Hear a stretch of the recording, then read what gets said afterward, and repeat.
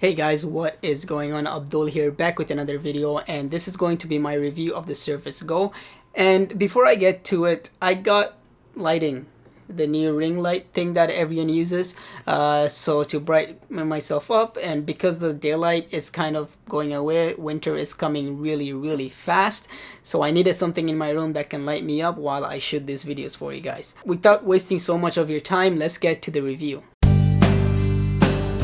Some of the things that I really love about this device are the following. The first thing is the slick design. I honestly love the design of the Microsoft Surface Go, and I had the Microsoft Surface Pro before this, and I kind of gave that to my sister because she's been using it for school. But there's not a lot of things that's different. You know, it's smaller with a 10-inch display with a resolution of 1800 by 1200. In terms of design, one thing that is very different from the Microsoft Surface Pro and other Surface products is that the corners of the Microsoft Surface Go is actually rounded, which means the device doesn't hurt your thumb or doesn't hurt your palm when you're holding it for a long period of time. On the right side of the device, you have all your input and outputs, and you have the USB-C, which you can use to charge the device and also use it for data transfer and any other thing that you use USB-C for. And right below that, you have the charging port, which uses the Microsoft Surface Connect to charge the device, but USB-C is also there to charge the device. And above that is something that we are seeing less and less of, is the headphone jack. And I personally haven't used the headphone jack at all because I am Bluetooth. All my headphones are Bluetooth, and so I couldn't test that for you guys because this is a review of how I've been using it and what I've liked about it. And on top of the device, you have the power button and the volume up and down button. When I'm using the laptop or the tablet, I kind of use it more of a laptop. You know, I attach the keyboard to it, and then I would type on it and things like that, and I would essentially use the keyboard controls for volume. But the buttons on top of the device are nice. They're nice and clicky. You know, I don't use them too often except when I'm in bed watching something on YouTube or something on Netflix. Now, the front of the device has a 1080p front-facing camera, which I haven't really used at all, but here's a picture from that camera, and that's how it looks like. It doesn't look that bad, and it's all right. You can use it for, you know, video calling and things like that. And behind the tablet, it's not a laptop, it's a tablet. So behind the tablet, we have another camera, and I can't really comment on that at all because I'm not one of those weird people who uses the back camera on a tablet to really take pictures, you know. But it looks pretty good. Here's a sample for you guys if you are interested in how that looks, or if you are one of those weird people who are at a wedding and then they take their tablet out to take pictures.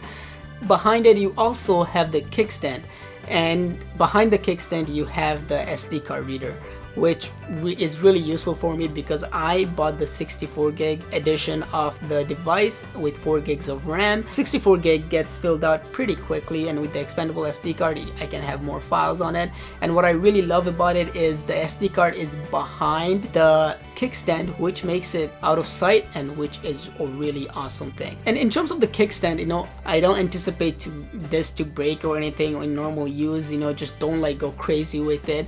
It can take a beating for sure. That's what it looks like. It's a premium device and it looks like that, and it performs as such. So the design is great, it feels good, it feels nice to use and whatnot, so I have no complaint in the design department. You know, it looks pretty classy when you're on the desktop and, you know, whatnot.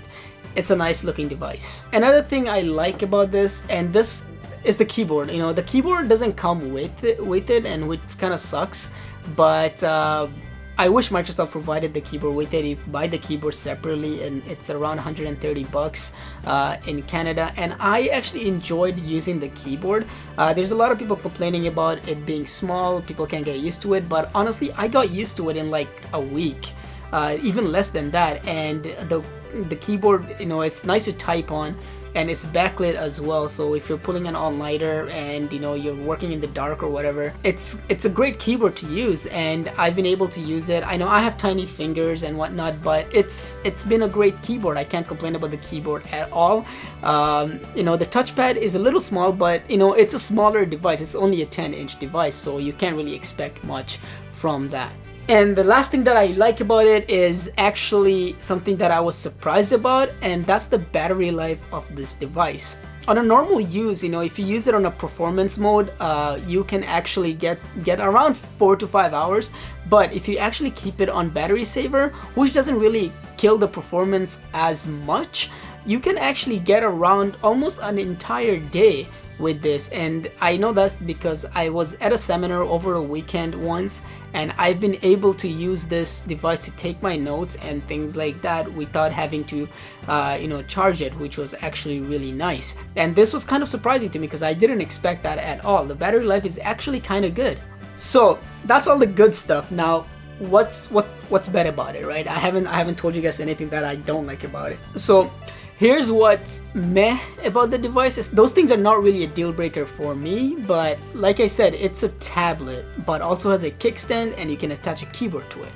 So you can kind of do a lot of, you know, laptop type of work, but you can't keep it on your lap because it's not really a laptop. The kickstand kind of makes it weird to keep it on your lap and, you know, work if you're sitting on the couch or whatever. It's kind of weird like that. But you take the keyboard off, you can lie down in bed, and the kickstand's amazing to watch something with it and things like that. So don't expect this to be a laptop because in the literal sense it's not a laptop. But if you keep it, if you're sitting down on a table and then you have it on the table and you want to do some work, it's actually really good for that. If you search anything up about this device, you'll see a lot of people hating on it because of the performance of the 4 gig version. And honestly, there's some truth to it. When I was using it with Google Chrome, I saw that, you know, web pages would load a little slower, you know, scrolling would be a little weird, and then multitasking would take a hit, and battery life would take a hit also. I realized that pretty early in terms of the performance of the device, and then I started using Microsoft Edge for all my browsing and, you know, for everything else, and honestly the battery life got better. It wasn't slowing down at all. So I know this device, the 64 gig version, it doesn't have an SSD like the 128 gig version. It has a slower hard drive, it has 4 gigs of RAM, but honestly Windows is actually pretty good at RAM management until you use Google Chrome, because we know how much resource Google Chrome actually takes to run. So if you're not using Google Chrome, if you're using Microsoft Edge, which is not really a terrible browser, I mean, everyone hates on it, but it's alright, it gets the job done. And with a device like that, you kind of want to use something like that because of the performance. And I've never had any trouble doing any word processing, you know, Excel or any other, you know, work type of work on it.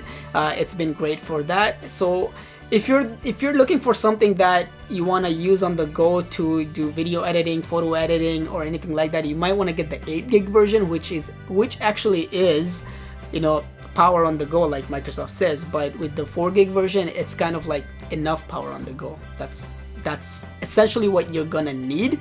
But if you want to do something crazy with the device, you can't expect to do that. I mainly use it to remote into this. If I want to do some light editing, I would remote into my desktop and then do that editing there. Who is this device really for? From my experience, this device will be really good for someone who is in college. They want something light that they can carry around to take notes on. You can even write on it with the Surface Pen, which is actually really awesome.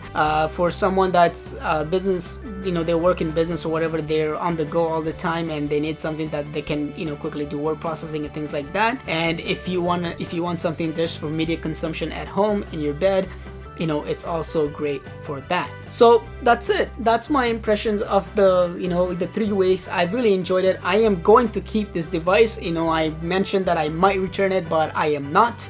I'm gonna keep it because I started liking to use it, you know, essentially because the Chrome stuff, and then I figured out that, you know, if you use Edge, you're kind of good to go. Alright guys, thank you so much for watching this video. I hope you enjoyed it. If you like this video, give it a thumbs up, and if you hate this video, also give it a thumbs up, because you shouldn't spread hatred. And if you love this video, please consider subscribing, and I will see you in the next one. Peace.